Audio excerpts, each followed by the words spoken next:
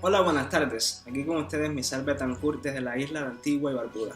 Hoy es 22 de octubre y es un día muy significativo porque el 22 de octubre del año 1844 sucedió algo muy significativo para los adventistas del séptimo día. Y no solamente para los adventistas, sino para el mundo en general.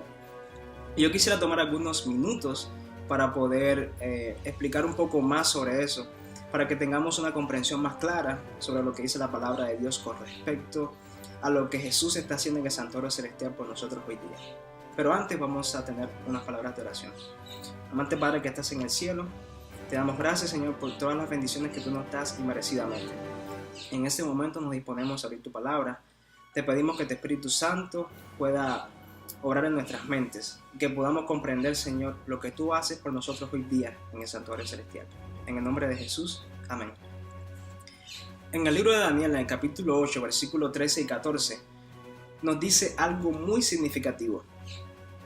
Entonces oyó un santo que hablaba, y uno de los santos preguntó a aquel que hablaba: ¿hasta cuándo durará la visión del continuo sacrificio y la prevaricación asoladora, entregando el santuario y el ejército para ser pisoteados?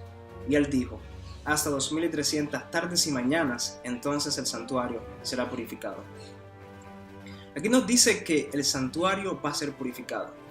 La pregunta es, ¿qué santuario es el que va a ser purificado? ¿El santuario terrenal o el santuario celestial?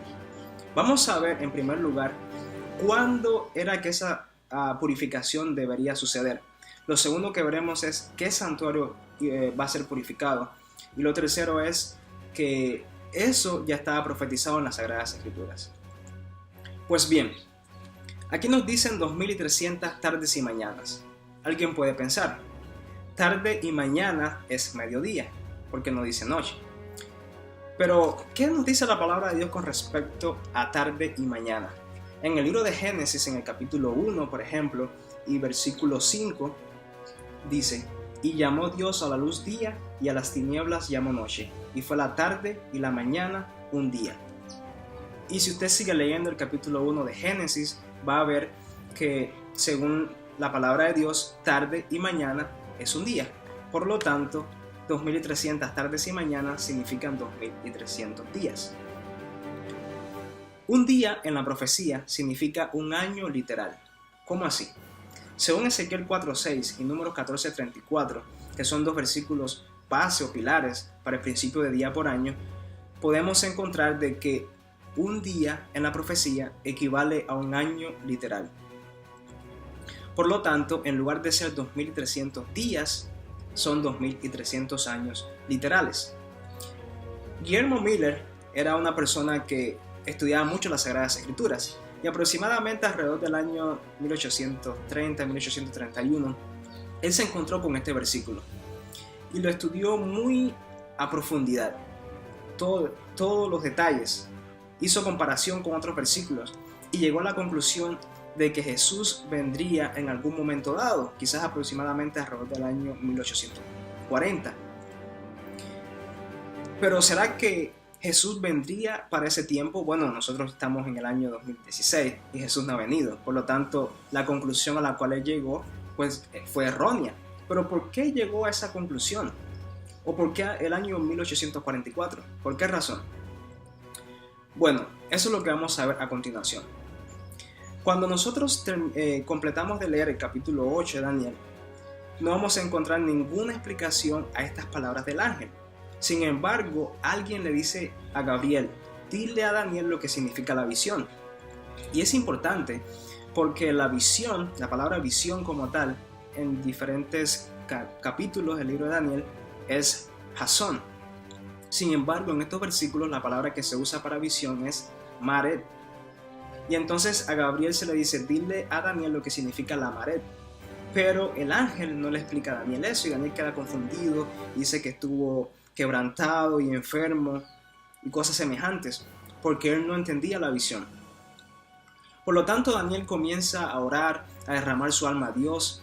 Él estaba preocupado, pensaba que se refería al templo de Jerusalén, y él había leído en el profeta Jeremías que la desolación de Jerusalén duraría 70 años, y ahora escucha 2300 tardes y mañanas. Dice: ¿qué es lo que pasó aquí? Y él comienza a orar y a derramar su alma a Dios. Y durante su oración, Dios contesta su pedido. Y la respuesta a su oración se encuentra en el capítulo 9 de los versículos 24 al 27. Y aquí nos habla acerca de otra profecía, que son 70 semanas. Usted puede preguntarse, ¿cómo la explicación para esta profecía complicada de 2300 tardes y mañanas va a ser? La explicación va a ser otra profecía más. Parecería algo difícil de empatar. Pero aquí podemos ver que nos dice lo siguiente: 70 semanas están determinadas para tu pueblo y para tu santa ciudad, para terminar con la prevaricación, poner fin al pecado, expiar la iniquidad, traer justicia perdurable, entre otras cosas más. ¿Cuándo comenzarían esas 70 semanas? Los versículos a continuación nos dicen que esas 70 semanas comenzarían con la salida de la orden para restaurar y reedificar a Jerusalén con sus calles y murallas, el templo, entre otras cosas más. ¿Cuándo fue que se dio esa salida de la orden? Hubieron diferentes decretos que se dieron en ese tiempo, pero el más importante fue el que se dio en el año 457 a.C. y fue dado por el rey Artajerjes Longímeno. Y durante este decreto, o por medio de este decreto, los judíos tenían autonomía para regresar a Jerusalén y hacer la reconstrucción nuevamente. Así que los judíos regresaron, hicieron su reconstrucción. Algo importante aquí es que nos dicen que estas 70 semanas serían determinadas. ¿Qué significa la palabra determinadas? Hay diferentes significados, pero uno de ellos significa, determinadas, cortadas, separadas, destinadas, con un propósito. Serían cortadas, pero ¿cortadas de qué? Bueno, si estamos viendo que esta es una explicación para la profecía de los 2300 días, significan que estas 70 semanas serían cortadas de los 2300 días. Las 70 semanas son, a diferencia de los 2300 días, son semanas de años. La palabra que se usa aquí es shawa, por lo tanto no hace falta hacer la aplicación de principio de día por año, porque en las palabras originales nos dice semanas de años y no semanas de días. Ahora bien, estas semanas comenzarían en el año 457 a.C. y terminarían en el año 34 después de Cristo. Así que en este año, Esteban, que fue el primer mártir cristiano, lo apedrearon. De hecho, el apóstol Pablo tomó participación durante el apedreamiento de Esteban. Y ahí fue que terminaron las 70 semanas. Era un periodo especial para los judíos, para que se hicieran las cosas que mencioné anteriormente. Una de ellas era terminar con el pecado, pero no el pecado en sí, sino terminar con la ofrenda por el pecado. Los sacrificios de los animales, los corderitos, las palomas, los bueyes, etc. ¿Por qué razón? Porque en la última semana, la verdadera ofrenda por el pecado, que era y es Cristo Jesús, iba a ser sacrificada. Por lo tanto, se iba a terminar con la ofrenda por el pecado. De ahí en adelante nos quedan 1810 años restantes. Y estos 1810 años restantes llegan hasta el año 1844.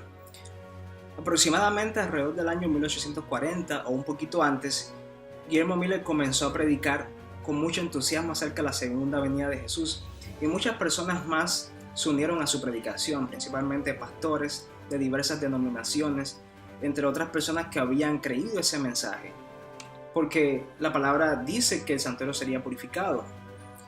Es interesante notar de que Guillermo Miller no fue la persona que puso la fecha, sino fue alguien que se llamó Samuel Snow, y él dibujó un diagrama, hizo la presentación de que la fecha terminaría en el año 1844, 22 de octubre, y las otras personas vieron que el diagrama era razonable y entonces adoptaron esa fecha y comenzaron a predicar de que Jesús vendría por segunda vez el 22 de octubre de 1844.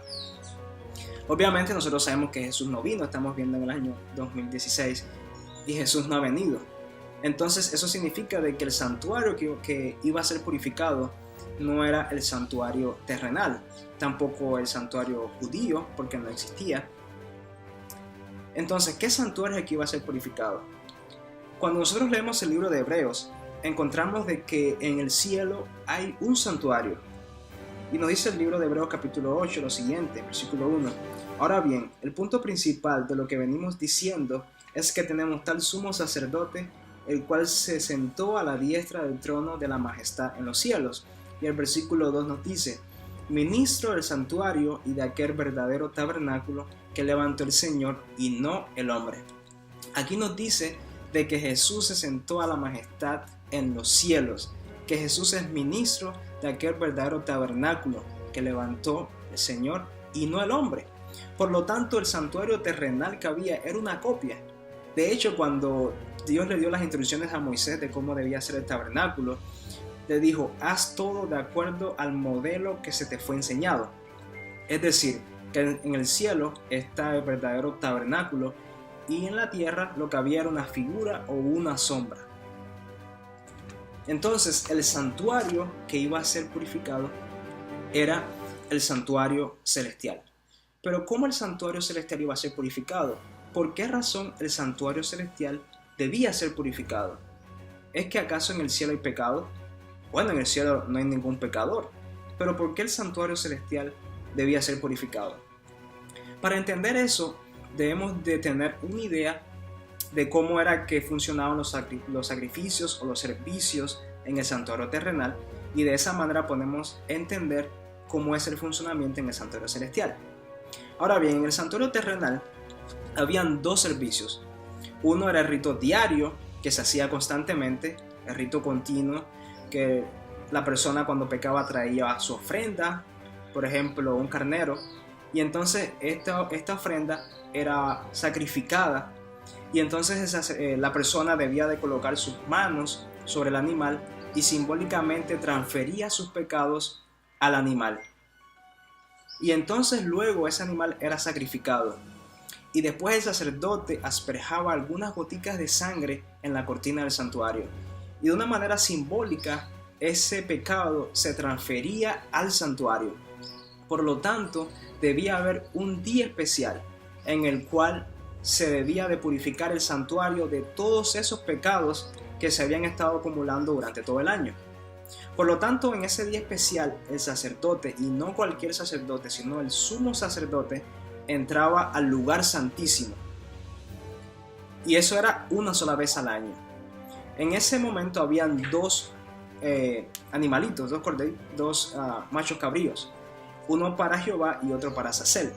El carnero o el macho cabrío para Jehová era sacrificado, entonces el sacerdote hacía todo el oficio en el lugar santísimo y colocaba la sangre en la misma presencia de Dios. Entonces luego el sacerdote colocaba sus manos sobre el macho cabrío para Azazel. Ahora bien, el macho cabrío para Jehová ya había sido sacrificado, entonces el macho cabrío para Azazel no era sacrificado. Y entonces el sacerdote colocaba sus manos y transfería todos los pecados que se habían estado acumulando en el santuario durante todo el año, lo transfería ahora a este macho cabrío. Y luego una persona lo tomaba y lo llevaba al desierto hasta que muriera.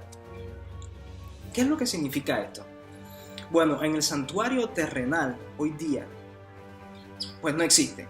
Pero en el santuario celestial, cuando nosotros pecamos, ¿qué es lo que sucede en el santuario celestial? Hoy día nosotros no tenemos un santuario terrenal para agarrar nuestro macho cabrío o nuestro animalito y llevarlo a sacrificar. ¿Por qué razón? Porque el verdadero Cordero de Dios que quita el pecado del mundo fue sacrificado por nuestros pecados. Gloria a Dios. Y hoy día no tenemos que hacer nada de eso. Entonces cuando pecamos, nosotros tenemos acceso directamente a Dios a través de Jesús. Confesamos nuestros pecados y Dios nos perdona. ¿Qué sucede con esos pecados? Se van acumulando allí en el santuario. Por lo tanto, de una manera simbólica, el santuario celestial se ha contaminado a través de todos los pecados de nosotros que hemos confesado. Entonces, tiene que limpiarse el santuario celestial de todos esos pecados. Entonces, esa era la obra que Jesús iba a hacer en el año 1844. Porque nos dice el libro de Hebreos de que cuando Jesús ascendió al cielo, ascendió a la presencia de Dios. ¿Por qué razón? Pues la presencia de Dios está en todas partes, pero principalmente ahí en el santuario, en el cielo. Y Jesús asciende a la presencia de Dios, comienza a hacer lo que aquí en la tierra sería el rito diario. Pero iba a llegar un momento en particular en el cual Cristo debía de cambiar de oficio y debía de funcionar en lugar de sacerdote como sumo sacerdote, entrar a la presencia de Dios, al lugar santísimo y terminar la obra de expiación. Ahora bien, Jesús fue ya sacrificado. Ese sería el macho cabrío para Jehová en el santuario antiguo. Ahora, ¿quién sería el macho cabrío para Azazel? Bueno, Azazel significa las fuerzas del mal, significa Satanás, adversario. Por lo tanto, cuando Jesús termine esa obra de purificación del santuario, todos los pecados de las personas que se hayan arrepentido de corazón y que van a ser salvas, van a ser transferidos a Satanás. ¿Por qué razón? Porque Satanás fue el originador del pecado. Por lo tanto, todos los pecados que él indujo de las personas que van a ser salvas, él tiene que pagar por eso. Y es lo que se describe en el libro de Apocalipsis en el capítulo 20, que Satanás es encerrado en una prisión por 1000 años y tiene que estar allí por 1000 años. Pero es después que Jesús termine la obra de intercesión y la obra de purificación del santuario, y entonces todos esos pecados son colocados sobre Satanás hasta que al final Satanás, que es la raíz, y los pecadores, que son las ramas, son destruidos. Así que hemos podido ver que el santuario al cual se refieren estos versículos es el santuario celestial, y que ese santuario celestial debía ser purificado de todos nuestros pecados, o por lo menos las personas que van a ser salvas tienen que ser purificados y entonces transferidos sobre Satanás para que entonces él pague por esos pecados que nos indujo a hacer. Ahora bien, también dije que esto estaba profetizado. ¿Cómo así? En el libro de Apocalipsis, en el capítulo 10, encontramos algo bien interesante. Allí hay un ángel que dice que pone su pie derecho sobre el mar, el izquierdo sobre la tierra. Y entonces este ángel tiene un librito abierto en su mano. Y entonces él le dice a Juan, alguien le dice a Juan, este librito va a ser dulce en tu boca o en tu paladar, como la miel, pero cuando lo hayas deglutido, cuando lo hayas tragado, entonces va a amargar tu vientre. ¿Cómo así?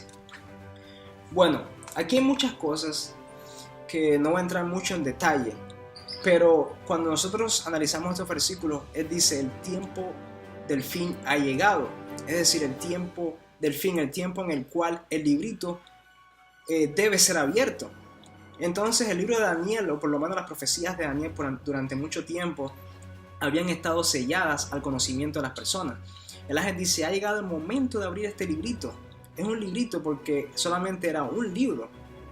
Si dice un libro, sin un librote, por ejemplo, es la Biblia completa, pero en este caso es un librito porque era un libro de la Biblia, el libro de Daniel. Y entonces este libro iba a ser abierto, el conocimiento sobre este libro iba a aumentar grandemente. Y entonces para estas personas eso iba a ser como miel en su paladar. ¿Por qué razón? Piensa por un momento. Si Jesús viniera hoy, ¿cuál sería nuestra felicidad? ¿O cuánta felicidad tendríamos?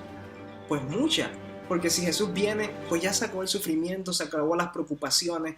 ¿Cuántas personas están preocupadas porque están enfermas? Otros tienen problemas familiares, otros tienen problemas emocionales, problemas económicos. Tantos problemas, tentaciones, pecados. Y si Jesús viniera, pues ya no hay más preocupación. Vamos a vivir con Jesús para siempre, sin llanto, sin tristeza, sin dolor. Por lo tanto, cuando estas personas escucharon ese mensaje, Jesús viene, obviamente esto era bien emocionante para ellos. Pero el día llegó, 22 de octubre de 1844. Estas personas se reunieron, pensaron que Jesús iba a venir, estaban bien contentas, apasionadas. Pero cuando llegaron las 12 de la noche, no hubo ninguna señal. Miraban al cielo, expectando ver algo, pero no vieron nada. Jesús no vino. Alguien que pasó por esta experiencia dijo más o menos lo siguiente: Nosotros esperábamos ver a Jesús en toda su gloria, majestad. Estábamos felices porque ya no iba a haber más muerte, llanto, ni tristeza, ni dolor. Sin embargo, nuestras más grandiosas esperanzas quedaron destrozadas. Lloramos y lloramos hasta el amanecer. Fue una experiencia bien dolorosa y bien triste para estas personas, porque ellos esperaban, anhelaban, creían con todo su corazón de que Jesús iba a venir. Sin embargo, Jesús no vino. Pues una noción de esto puede ser cuando usted tiene una expectativa de algo o de alguien, pero al final queda chasqueado. Entonces puede tener una idea más o menos cómo estas personas se sintieron cuando alguien lo decepciona. Y pues ellos se sintieron decepcionados, algunos abandonaron el mensaje, otros estudiaron más arduamente para saber qué eran lo que significaban esas palabras. Pero ¿sabes qué? Ese poderoso ángel que se paró con un pie en el mar y otro pie sobre la tierra, que dijo un mensaje poderoso, que se da una descripción semejante a la que se da en el capítulo 1 de Apocalipsis, y ese ángel era Cristo Jesús, y ese ángel tenía un mensaje poderoso para su pueblo que lloraba desconsolado. Sí, es cierto, ellos habían predicado en Norteamérica, Estados Unidos. Muchas personas habían aceptado el mensaje alegremente. Sin embargo, solamente una parte de la población había escuchado el mensaje, pero no todas las personas. ¿Qué decir de aquellas personas que viven en otros continentes o en otras islas? No sabían nada del mensaje. Sin embargo, ese poderoso ángel tenía un mensaje para su pueblo, y es necesario que profetices o que prediques otra vez sobre muchos pueblos, naciones, lenguas y reyes. Y eso es lo que ha estado haciendo la Iglesia Adventista. La misión de la Iglesia Adventista es predicar el mensaje del segundo advenimiento de Cristo Jesús a toda nación, tribu, lengua y pueblo. Y el que dice estas cosas dice: ciertamente vengo en breve. Y aquella persona que cree dice: amén, si ven Señor Jesús.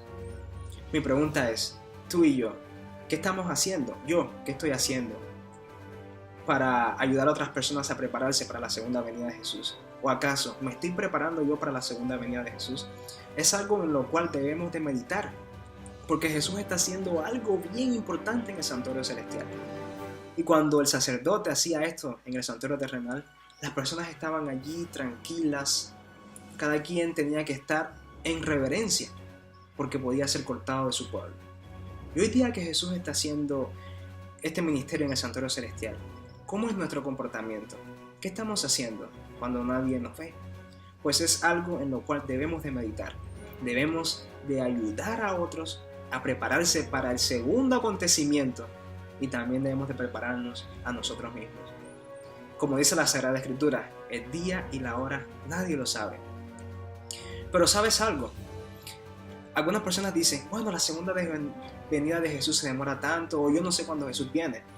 Pero otra cosa es de que nosotros tampoco sabemos cuándo vamos a morir. Supongamos que Jesús venga en 5 años, y si usted muere de aquí a 2 años, pues ya para usted Jesús vino, porque una vez que usted muera y abre los ojos, lo que va a ver es la segunda venida de Jesús, sea para vida eterna o sea para perdición eterna, que esa sería la tercera vez que Jesús venga a la tierra. Pues los que no crean en Él pues van a ser resucitados para la destrucción. Pero tú y yo queremos ser parte de esa segunda resurrección cuando Jesús venga por segunda vez a esta tierra. Pues es algo en lo cual debemos de meditar cada día. Yo quiero invitarte para que te prepares, así como yo me estoy preparando, para que nos encontremos con nuestro Salvador cuando venga por segunda vez. Pues espero de que este pequeño estudio haya sido de gran ayuda para ti, y que de alguna u otra manera nos preparemos para la segunda venida de Jesús. Te invito a orar. Amante Padre que estás en el cielo, te damos gracias porque nos permitiste estudiar un poco más acerca de tu palabra y acerca del ministerio que Jesús está haciendo en el santuario celestial por cada uno de nosotros. Te rogamos que tú nos ayudes a través del Espíritu Santo, y sabemos que tú nos estás ayudando y que has hecho todo lo posible para que nosotros nos preparemos y para que seamos salvos. ayúdanos para que podamos hacer nuestra parte y podamos ayudar a otros también.